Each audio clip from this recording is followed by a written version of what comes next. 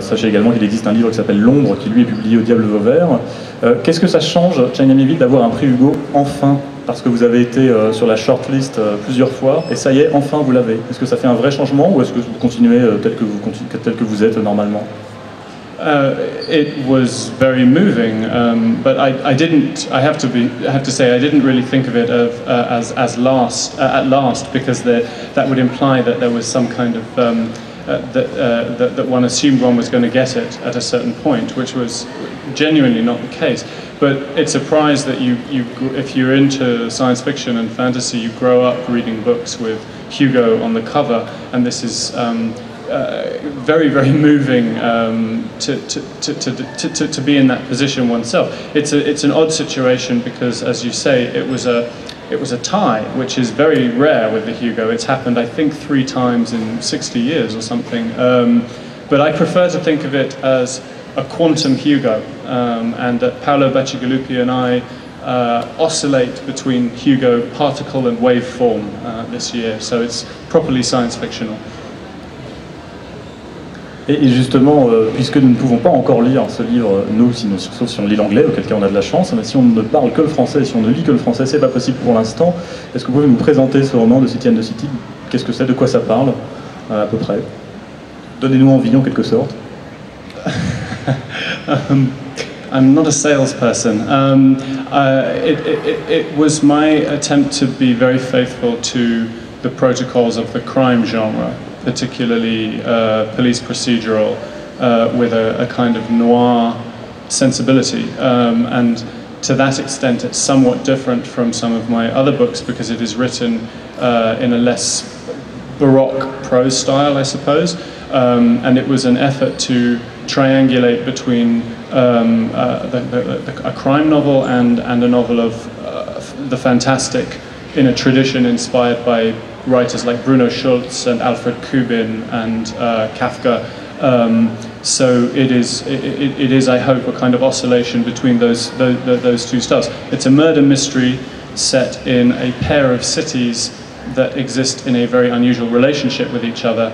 And part of my hope is that the pleasure of the book, I hope, is uncovering the nature of that relationship over the course of several chapters. So I would rather not say too much more about it, because I'd rather people came to it fresh. Ah, vous êtes un... But it's very good. It's brilliant. You know, you'll like it. Vous êtes un excellent vendeur en fait, hein, donc un bouquin génial, on va adorer.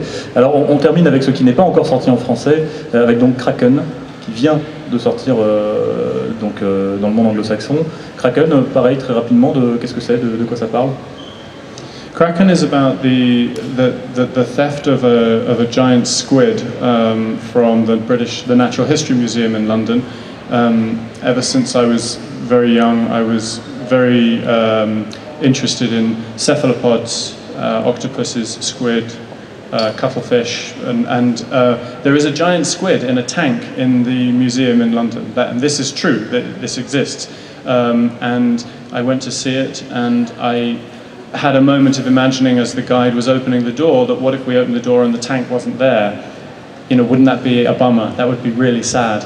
And so I thought, well, what if someone stole the squid? How would you do that? So that's the peg, and then it becomes a kind of very chaotic, hopefully engagingly ill-disciplined book about faith and magic in London. It's a kind of apocalypse comedy. It's a comedy about the end of the world, well, several ends of the world. Ah, quand même. Est-ce qu'on a le droit d'y voir une petite référence à Jules Verne ou pas du tout?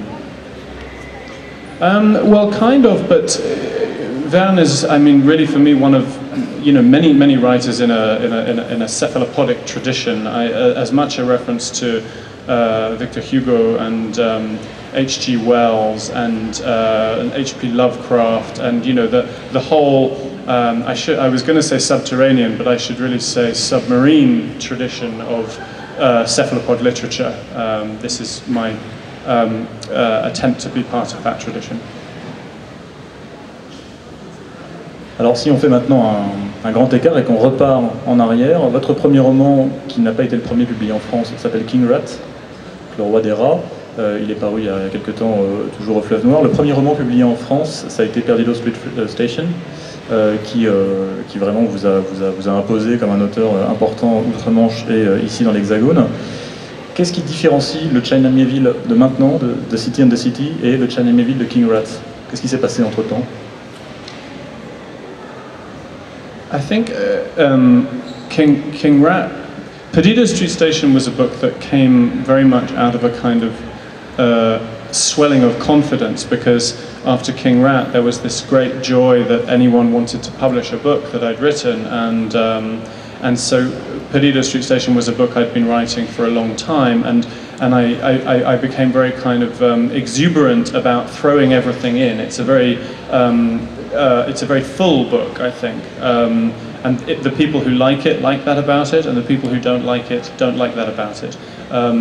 But I think City and the City feels very different to me, but I try to sort of change the voice from each book to each book. So although the difference is probably more marked between the City and the City and the other books, I feel like the voice is somewhat different between Perdido Street Station and The Scar, and particularly with Iron Council there was a big change again. So I think it's a process of sort of constant development. Hopefully as you write more, you get better. But the paradox is that getting better also makes you more self-critical. So in some ways it becomes harder. So you look back at stuff you wrote earlier, and you're still proud of it and you love it, but you look at it and you wince a little bit and you think, oh, I wouldn't do that like that now. So I think it's that kind of development, and hopefully the getting harder never gets in the way of getting better as well. That's the aspiration. And it is, I think, you're very lucky if you have, as I think I do on the whole, readers who are open to you experimenting a little with book to book, so that you have a kind of relationship of trust whereby people may say, even if I don't love this book as much as this one, I like the fact that you're not necessarily doing the same thing every time, and over the course of a few years this will make for a more interesting shape. So that's my aspiration.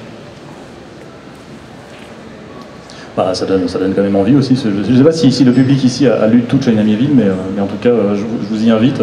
Tout est là sinon, donc précipitez-vous. Perdido Street Station, c'était, vous le disiez, donc un roman exubérant avec énormément de choses. Vous avez utilisé tout à l'heure le terme baroque. Je pense que ça peut s'appliquer à ce roman. Vous avez utilisé le même univers avec un livre qui n'est pas vraiment une suite, mais qui reprend tout ce que vous aviez développé dans Perdido Street Station, c'est The Scar, les scarifiés en français.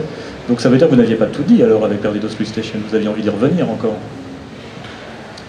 Well, the setting of those three books, the Perdido, The Scar and Iron Council, is a single world, but as you say, it's not a series. I wanted very much to make each book a standalone, and you can read them in any order, and the attempt is to put in a few little presents, like little Easter eggs for people who do read all of them, so there are references in one that you will only get if you've read the others and so on, but it's not necessary, it's not intrinsic to any kind of overarching plot. And yes, I mean, I could constantly go back to that world, but I think it's quite important to me not to default to going back to that world, because I feel like one of the things that we do all the time in geek culture is we destroy the things we love by failing to leave them alone, and we go back and we go back and we go back and we ruin them by auto-cannibalizing the stuff we like. And I mean, for me, the biggest example of this is the bad logic of Boba Fett in the Star Wars movies, that, everyone knows Boba Fett was the best thing in the first 3 Star Wars movies, and so there's this kind of imbecilic geek logic that we all have, which is, if X amount of Boba Fett is cool, 2 times Boba Fett, 2 times X will be 2 times as cool. This is completely wrong. In fact, it halves the cool of Boba Fett, and then when you have him in a 3rd time, it thirds the cool of Boba Fett, and so on.